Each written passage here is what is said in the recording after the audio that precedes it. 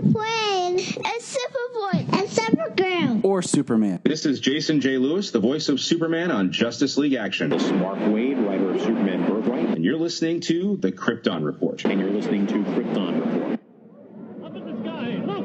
It's a bird! It's a plane! It's the Krypton Report! The All Things Kryptonian podcast, including Superman and Supergirl. We discuss games, movies, cartoons, TV shows, and comics. Find us on Facebook, Instagram, YouTube, and Twitter. Welcome to the Krypton Report podcast. It is me, or I, or me, myself, and I, Tyler, the Superman of Blue. And with me is James. Hello.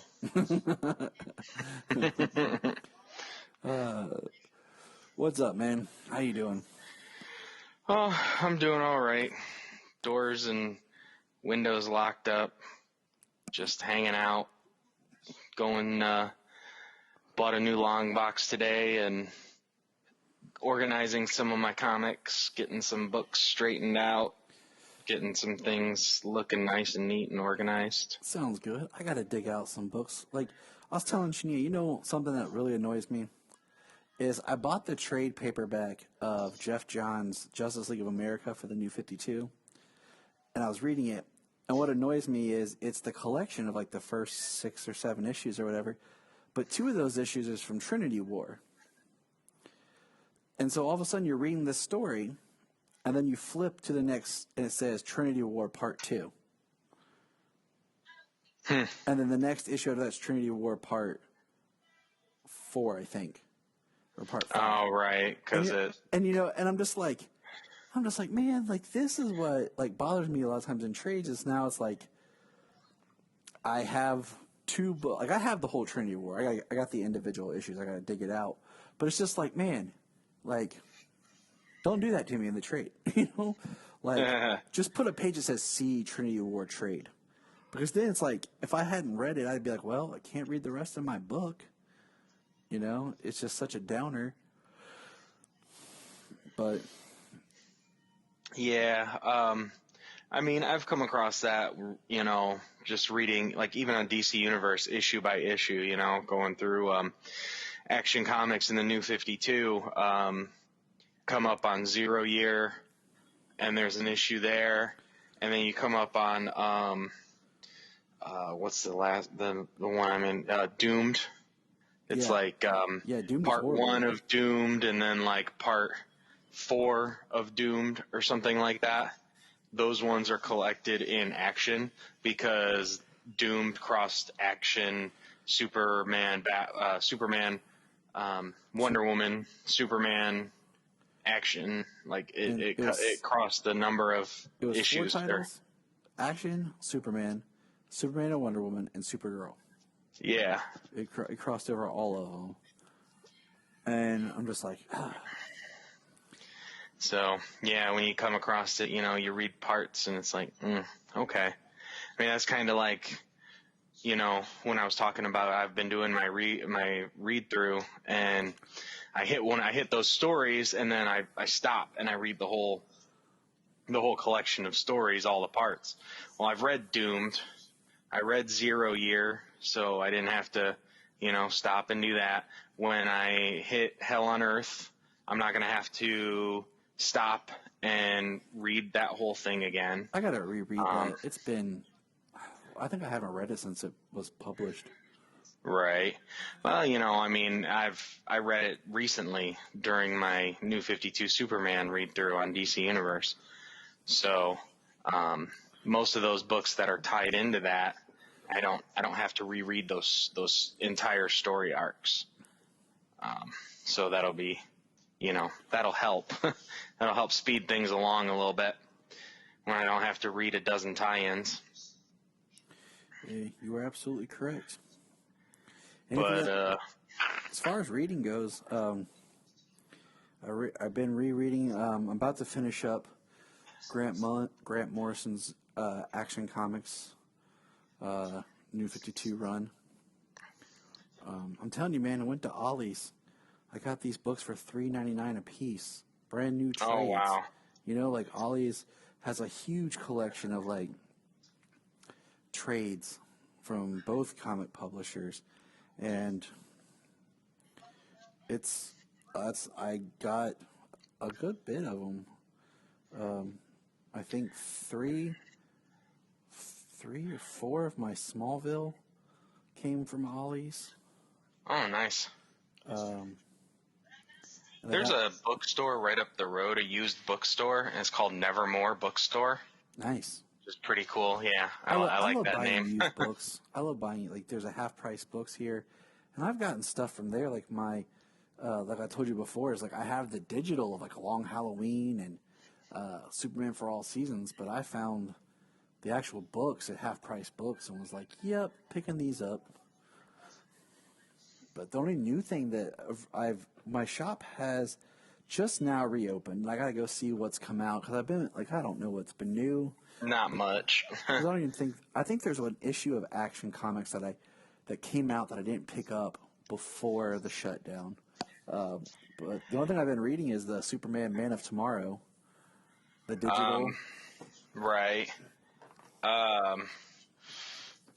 So yeah, the shutdown happened just before the last new batch of comics and stuff like that, and there was Action and Supergirl. Those were waiting for me when I went and picked up my batch of my couple of comics that have come out recently. Like I picked up DC Deceased Unkillables #3. Nice. Yep, got the Suicide Squad cover on that. It's pretty awesome. So, I've gotten Man of Tomorrow digitally. I haven't read through all of them yet. I picked up the first issue of the digital First Deceased storyline.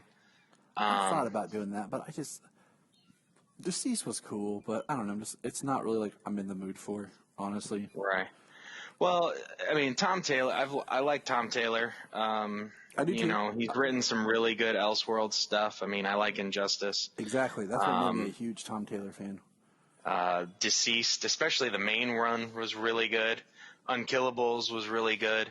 And actually, later on this year, they're coming out with Deceased 2.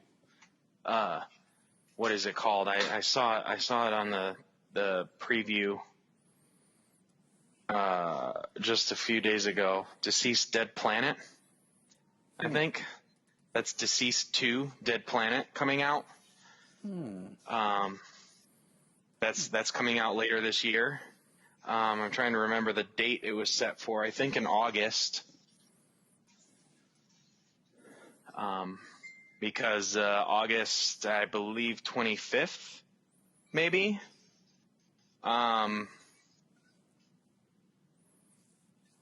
Is Three Jokers. Yeah, I'm not holding my breath. So, I mean, that's what they said. And what I say is, yeah, I'm not holding my breath. So,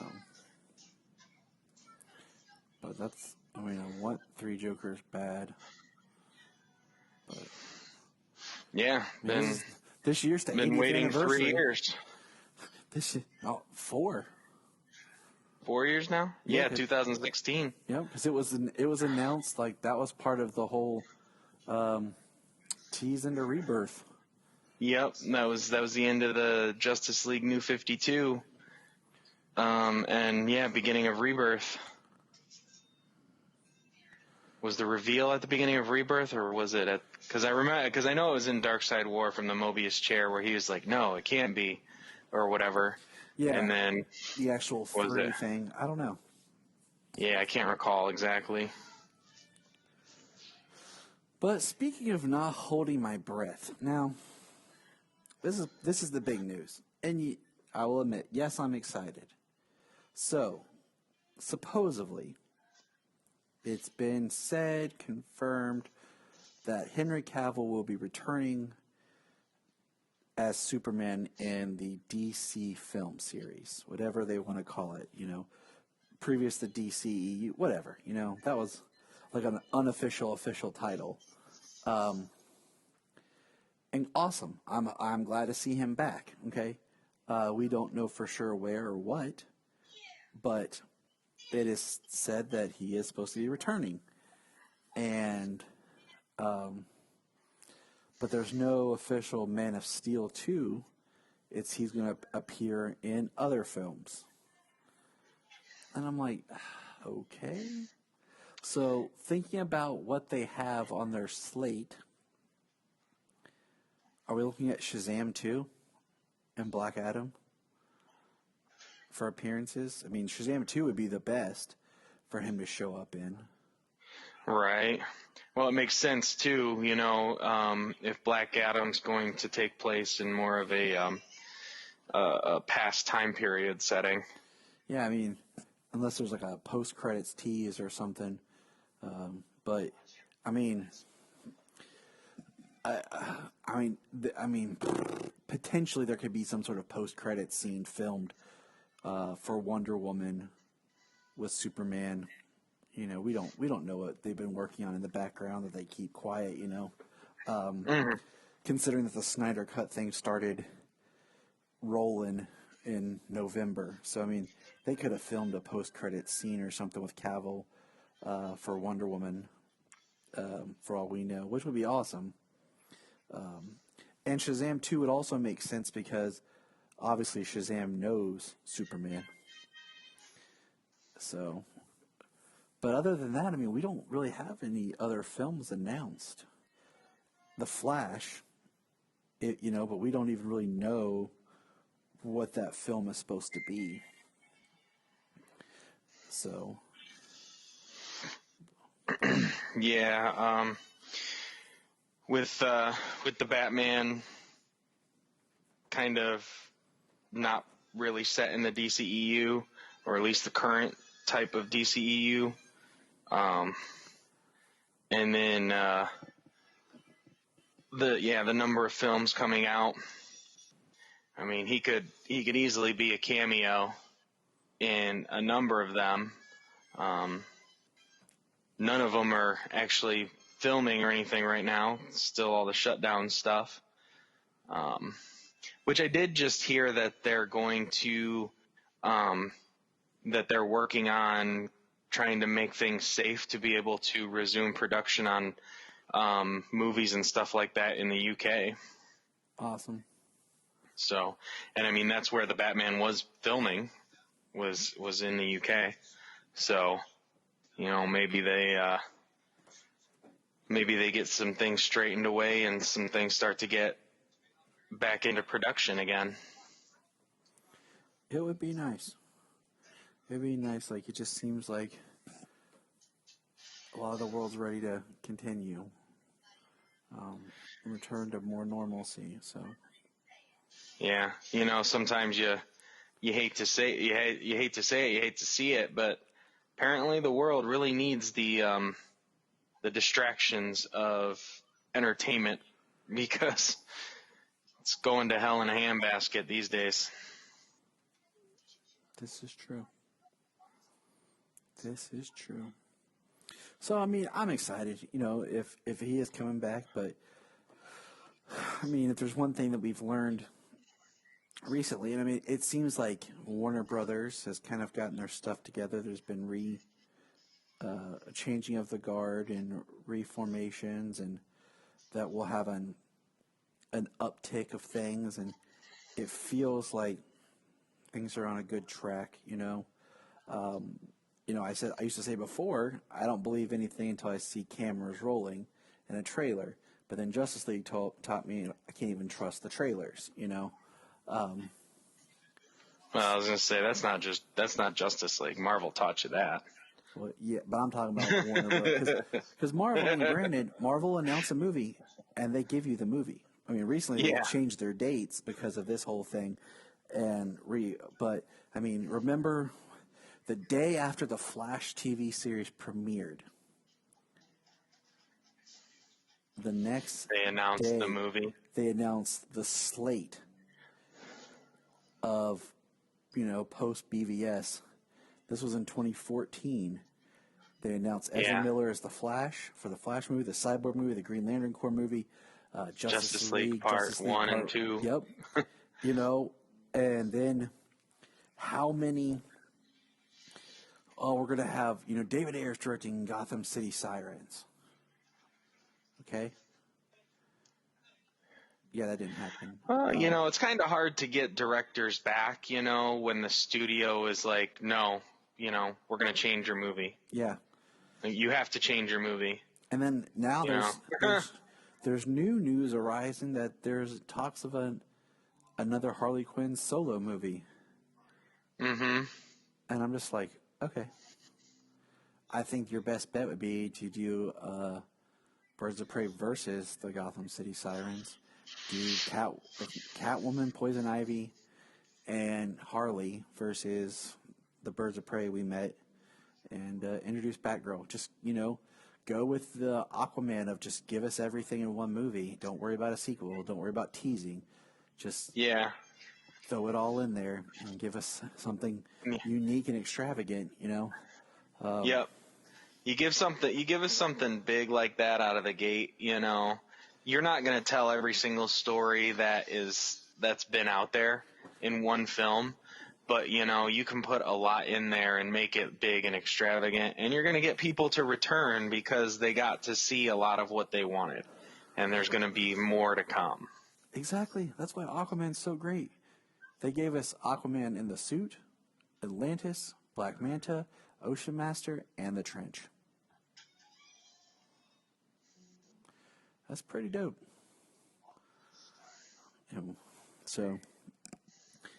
But I don't know. Like, I'll just wait and see. We know we're going to see Harley Quinn at least one more time in the Suicide Squad, and now, with the whole Snyder Cut release, it's definitely picked up a lot for the Ayer cut to be released, and from everything I've read, and David Ayer's talking a lot more, is that it wouldn't be much to get his cut because his cut was done, like it complete, ready to go, and then they just re-edited the film. So I feel that we'll get it at some point in time, but like I said, not holding my breath on anything. Just kind of taking it as it comes. Well, there may be talks of that already, or there may be talks of it in the sense of, well, let's see how Zack Snyder's Justice League does before we go ahead and do that, and change the film. I don't know. It's still we're even having this discussion, that these movies were done this too. I foresee if all things go well, the earliest like a fall to winter 2021, or maybe a 2022. Yeah. But, I mean, it's nice that they're giving opportunity to these creators, because it's really messed up, that creators have their work messed with so much. You hire someone to do a movie, you approve a script, and then you just right. What's worse about it is, like, you can bring up the Marvel comparison. And Marvel, they do like interfere, not to say interfere, but they do have a hand in how it's produced. But the fact is, they have one guy steering the ship, and he's got a story he's telling, or at least has had a story that he's telling throughout this episodic process that the Marvel movies are. And you've had one guy in charge, you've had one guy steering the ship. Over at Warner Brothers, it's not DC Films and, Jeff Johns or Jim Lee or something like that steering the ship. Yeah, you don't have it's Warner Brothers, it's executives trying to make these business decisions and interfering with creatives because of business reasons, not because they're trying to direct a story in a way that they believe it would that they believe would work and pan out. It's business alone. Yeah. The thing is, they've always said that what the DC film division, Warner Brothers, has needed is their own Kevin Feige. And even if you look at, like you said, Marvel Films has their own studio. Kevin Feige is the executive producer and the overseer of everything. So he's steering and involved in every Marvel film to create, and he does these decisions. That's why you get good directors, but you get a lot more younger directors or television directors. You know, the more seasoned directors were at the beginning, up-and-comers type thing that have really kind of steered the Marvel films. And that's why you just see a lot of differences. But we can harp on that more. But let's talk about more fun stuff. So we have been continuing our watch of the classic Max Fleischer cartoon series. And I don't know about you, man, but I'm really enjoying these old cartoons. Yeah, Jimmy just sat down and watched both of them with me before we got on here. He was loving it.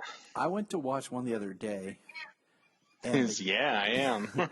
the kids would not let me watch it without them. And as much as that was kind of a pain, it was pretty awesome at the same time. Because they were like, no, Daddy, no, wait for me. I want to watch. And I was like, all right. So that's what we did, you know. And I'm glad we did, because the one we're about to talk about that's pure Solomon. And that's what was so awesome about it. Wow. How cool was that? Yeah. So we watched Superman get The Arctic monster. the Arctic monster, and then the monster was a T-Rex, but it looked like Godzilla. What do you love? I like when. What do you love? What are your favorite stuff? You love T-Rex. And you love Godzilla. Yeah. I love both of them. If you watch that episode, kids, if you watch the episode, people, the episode, you will see. You see, awesome. I mean, T-Rex. it says like Tyrannosaurus. Godzilla. Yeah, it says Tyrannosaurus, but the face doesn't look like Tyrannosaurus. It's huge. It's like Godzilla. And Superman saves Lois from the mouth. And the spikes. And he's got spikes, yeah. And spiders. Yeah? What do you think, Solomon? Was that a good episode? Yeah, that was my favorite episode out of all the Superman episodes. Wow, that's pretty cool. That's saying a lot. Yeah. So, without further ado, I will introduce you to, drum roll please, Superman and the Arctic Monster. Right? No, the Arctic Giant. My mistake. Yes, the Arctic Giant. So, in this, the setup is they find what is labeled as a Tyrannosaurus Rex. But let's be frank, that is not a T-Rex, that's Godzilla. That's Godzilla. It's pre-Godzilla, Daddy. It's Superman. Jeez. Solomon loves Godzilla. Does he? Yeah. After Halloween, he is loving the old Godzilla movies. Nice. I got Jimmy one of those, I don't know, what is it, like 26-inch long Godzilla toys? Yes. Where you snap the tail together and it's like a 26-inch long, huge Godzilla toy. Yep, because we took Solomon to the movies to see Godzilla, King of Monsters last year, and that was the most fun I've ever had at the movies. Nice. Because he, at one point, he got out of his seat when Godzilla came in to fight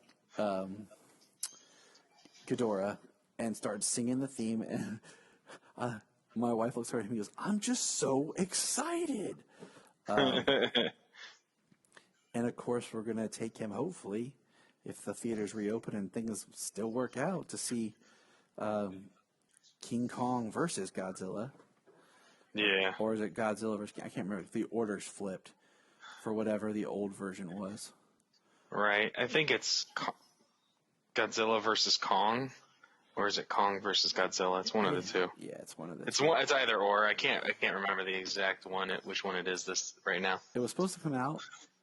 Technically, it should have come out in March, but they had already moved it to August. Now I think it's November. I was gonna say, wasn't it pushed before that? Before all this? Yeah.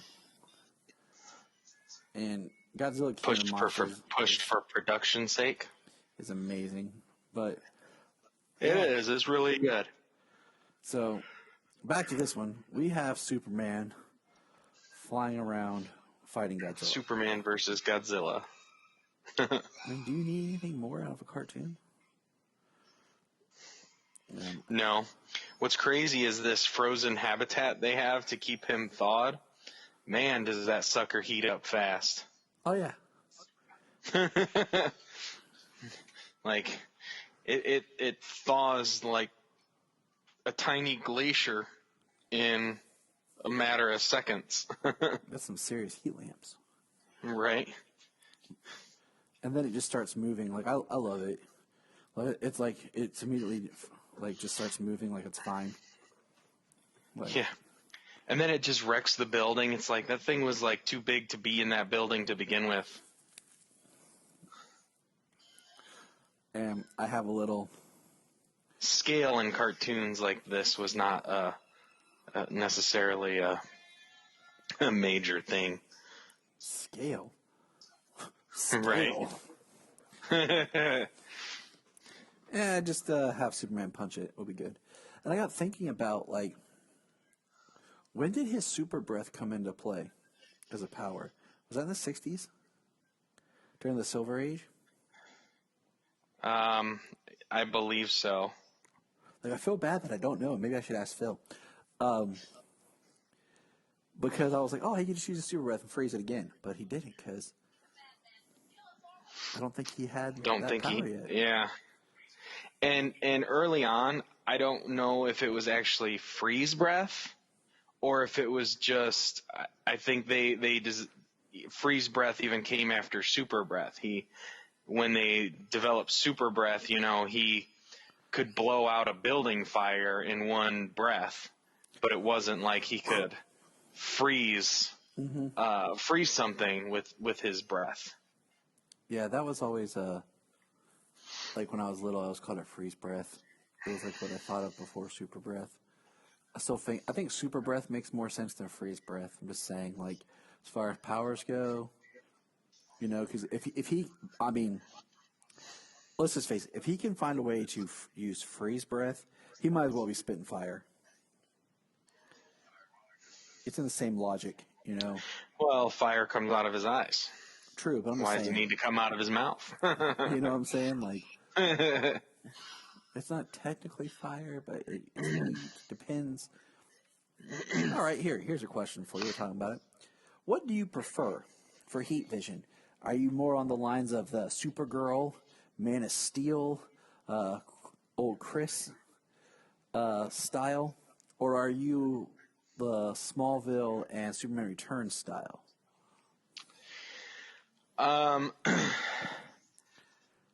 So I lean more towards Smallville,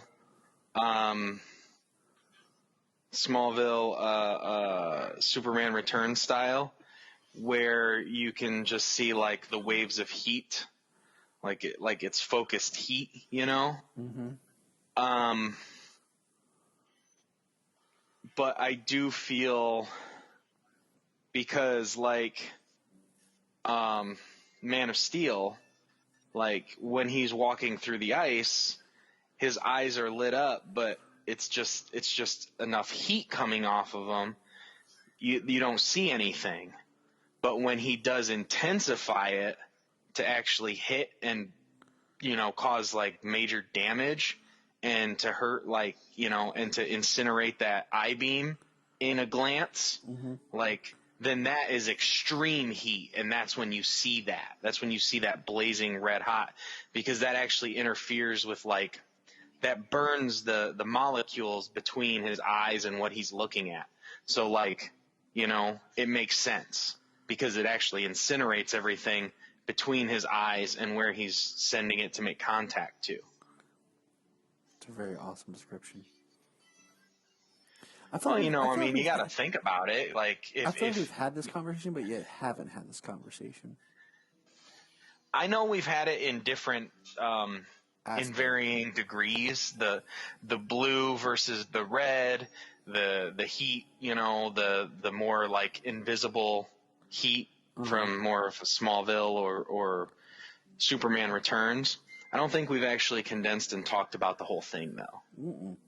And see, I mean, because then I think like with the Man of Steel, Supergirl, so on style, I think about like Jeff Johns' solar flare, like you're expelling all your stored up energy.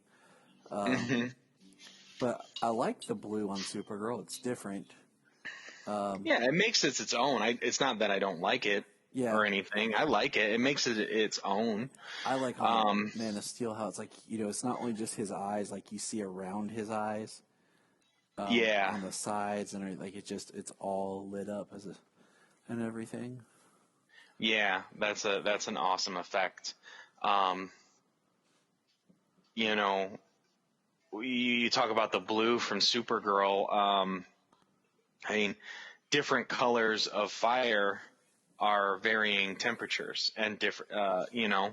Fire has different colors and has varying temperatures. So honestly, if they were to use like the hottest possible beam, it would be like a white beam coming out of their eyes. It'd be like a plasma cutter shooting white fire out of their eyes. That could be really cool to see, though. That would be really awesome. So, yeah, Superman and the Arctic Giant. So far, I think this is my most recommended just because it was so fun. Superman does a lot in this. He Godzilla crashes through a dam, and like there's a city like right at the bottom of this thing. Like if that dam were to ever break, like there's a neighborhood gone in an instant, people and everything. But he destroys the dam, and I mean Superman's right behind him, and he pushes over a peak off of a mountain, and it just fills it up. He just pushes a whole thing, and it just creates a natural dam. And then it crashes through a bridge, and Superman is able to hold the bridge up and use suspension cable to tie the thing up, to tie the bridge and hold it straight. And then he even uses the large cable that you see hanging from the peak all the way down. He even uses that and uses it as a bolo and throws and trips up Godzilla. He's smart. Like, I like the way Superman's portrayed. And episode 5 is the next one, which this one kind of cracked me up. It's the Bulleteers. Wow, that was fun, wasn't it, Solomon? Yeah. So we just watched, was it? Superman and the Bulleteers. Superman and the Bulleteers. And what's your favorite part, Daddy? My favorite part actually is at the end where Superman like rips open the top of the bullet car like a can.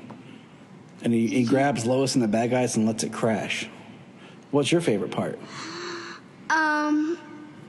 My favorite part is when Superman save Lois from the car. Yeah. Yeah. That's cool. What's your favorite part about this? What's your favorite part, Mommy? Yeah, I liked the bullet train, and yeah, that was cool. Yeah. Because if you notice their costumes, their like hoods are shaped like a tip, like a bullet. And they drive that, and they fly that bullet plane. Which is sweet. That's one heck of a freaking vehicle, man. It goes through everything without taking a lick of damage. I mean, and it transforms. It's a car to a plane. So, the episode starts where they crash into police headquarters, just like, and then they threaten the city for money and everything. And they're calling in the military. I like how many times the military gets called in so far in these cartoons. And, of course, they're like at a cave broadcasting this out. And we see Perry White, actually, a little bit more. And there's actually 2 cuts in this one that look like they're fading out to a commercial. And we get a really interesting Lois, of course, gets inside the bullet car.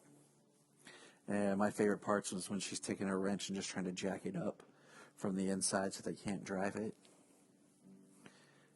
And, of course, like, she gets out. What was funny is, like, she gets out, and then the Bulleteers pull her back in and take off. And when Superman flies, he rips open the top like a can opener, and just peels it back. That's good old Soups. Yep.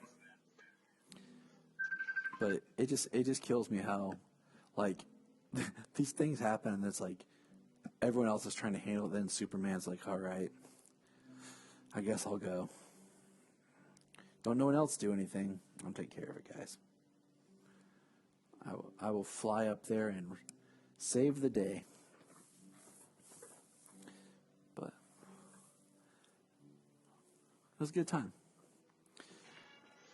Yeah, this is a good episode. This is another one of the episodes. This is probably one of the top 3 episodes that I know of. The Mad Scientist, the Mechanical Monsters, and this are probably the top 3 that I remember. And then I would say the Arctic Monster is another.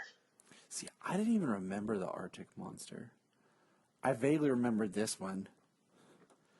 And so it's just exciting to rewatch these and watch these with my kids. Because then, like, Solomon will ask, "Did Mama watch this when she was little?" And I'm like, "Probably not, son. But your great-grandma did. And your great-grandpa did." Right, because at the time there was limited. So what was out there is what you saw. So, the fact that in the 1940s there was so little content as it was, like, this was a big thing. Mm-hmm. You could probably imagine that most of our grandparents probably saw this. And I mean, you think about it, this is only, I think we're in 1942 about right now with these. So this is only 4 years after Superman's debut. Yeah, my grandparents would be teenagers at this time. Maybe 15. So it's kind of fun to, like, judge, like, how old was my grandpa when Superman was created? Yeah. My grandpa was maybe 11 to 13 around the time that Superman was created. Jania's grandpa was 9. I can't remember exactly. I'm pretty sure maybe my grandpa was maybe 1925, and maybe my grandma was 1927. I know that's close. I'm pretty positive at least one of them was born in 27. Man, could you imagine? Right? Different world then. I don't know, with all the stuff that then, I don't know, maybe today maybe it'd be easier than today. Who knows? I don't know. Yeah. It's a totally different world and a lot of different reasons. It's kind of scary. That's why we hold on to Superman. But that's pretty much it for this week. I mean, we're gearing, we got some things planned. Cutting the Supergirl series short kind of threw us for a little bit of a loop.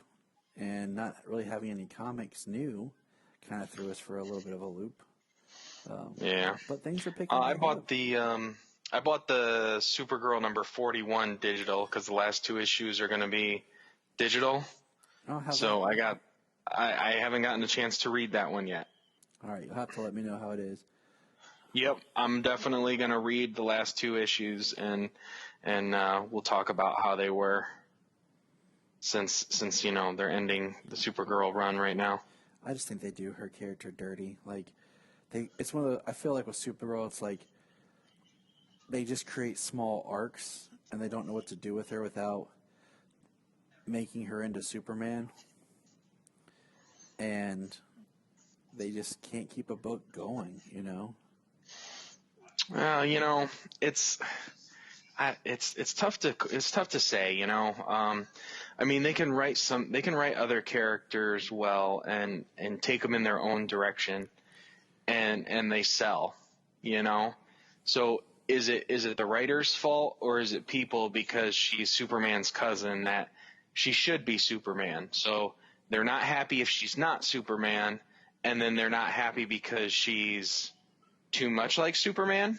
Yeah, exactly. You know what I mean? And that's it's just like the Superman problem I was talking to you before. It's people talk about Superman being like this great and perfect guy. I mean, my Superman, my favorite Superman. I love Superman as a great hero and the gold standard, obviously. Yes. But my Superman is a man. He's fallible and he makes mistakes, So there are people who are like, Superman is like this godlike person who never makes a mistake and is perfect and always makes the right choices. But these are the same people who are like, Superman's boring and Superman hasn't been relevant in 40 years. You know what I mean? Yep. It's like you gotta loosen up the reins a little bit. You're really choking out the ideas that you can place, the stories that you can tell, the interesting stories you can tell, because he's still just a guy. Mm-hmm. And same thing with Supergirl. She's just a girl. You know what I mean? Yeah. You can tell a lot of stories from street level stories and emotional emotional stories that a young woman is dealing with, to fighting these cosmic beings who were this secret society that allowed Krypton to be destroyed.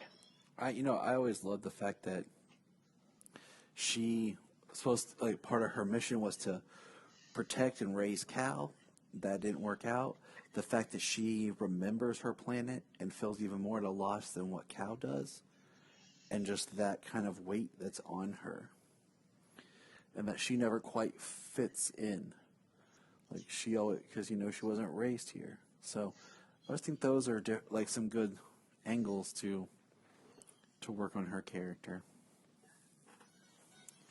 And I wish they would explore more of that than just being, let's just do Superman stories with her. Yeah. I mean, how many Superman stories do you see where, some issues, he's always in his Superman costume doing his Superman thing.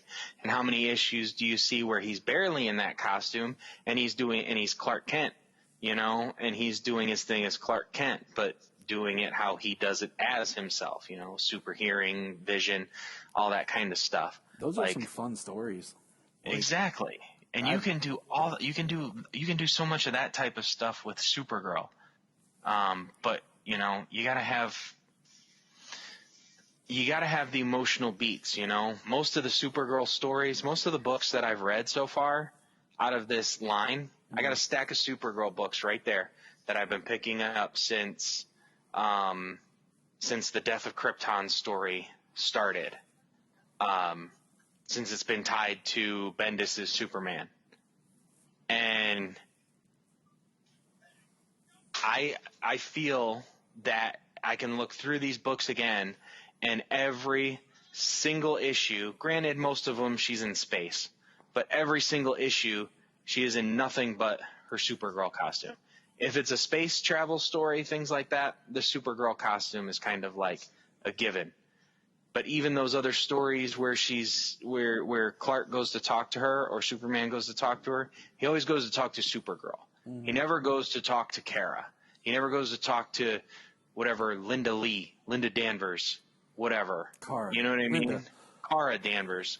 Whatever. She doesn't even have, at the moment, I can't even pick out a secret identity for her. I started reading books. her Rebirth. And to me, what they did with her in Rebirth was kind of, they're like, okay, we're going to change her comic to match the show. So if you like watching the show, you're going to like reading her comic. And I feel like when they do that, we lose something. They did it, I was discussing with Brian about Green Arrow in the New 52. And I said, it started out, I liked it. And then it did really well, and I really liked it when Jeff Lemire was writing it. But then all of a sudden they introduced Diggle, then do Felicity Smoke, and they brought Mark Guggenheim over to write it, and they just basically made Green Arrow like the TV series. And that's when I lost interest in Green Arrow, because the TV series tried to make him Batman, and I like Green Arrow when he's by himself. He's fun. He's stripped down. He's street level.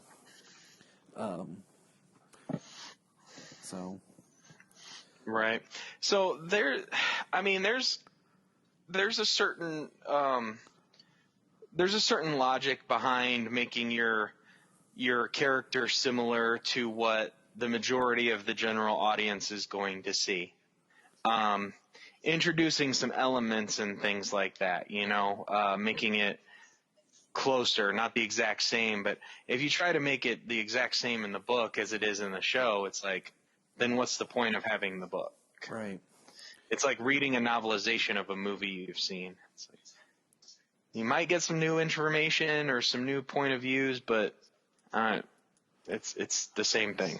Novelizations of movies are always kind of neat, just because sometimes they're based on an earlier version of the script, like the short script, so it'll have stuff in it that got edited and taken out of the movie. But that's always one of those fun tidbits. But anything else? We good? I think we about wrapped it up, man. Yeah, I don't think I have anything new. I've still got some things to read. Yeah, I think we're all caught up. All right, good listeners. Hit us up on Facebook, Instagram, Twitter, our email, kryptonreportpod@gmail.com. Send us some feedback, things you'd like for us to talk about, review, or just your thoughts on anything Kryptonian or DC or life in general. That album by MXPX. So until next time, remember. James, you know what we forgot? What's that, Tyler? We were talking about Stargirl, and we forgot about action movers. Yeah, I messaged you about that. I was like, wait a second. And I lost my junk when that popped up, too. Exactly like it does on the cover of the book. Then And then when I was reading Stars and Stripes, they've got action movers in that, and it's action exactly how it would have been written like on the cover of a 90s book. And it's awesome. And I keep trying to, I keep telling Jania, like, this is a new Earth too. So it's different. You know, it's not like the Earth that we've known. So maybe Superman is a comic. Who knows? But it's so cool. But yeah, we were dumb. We forgot that. Yeah, I geeked out when I saw it.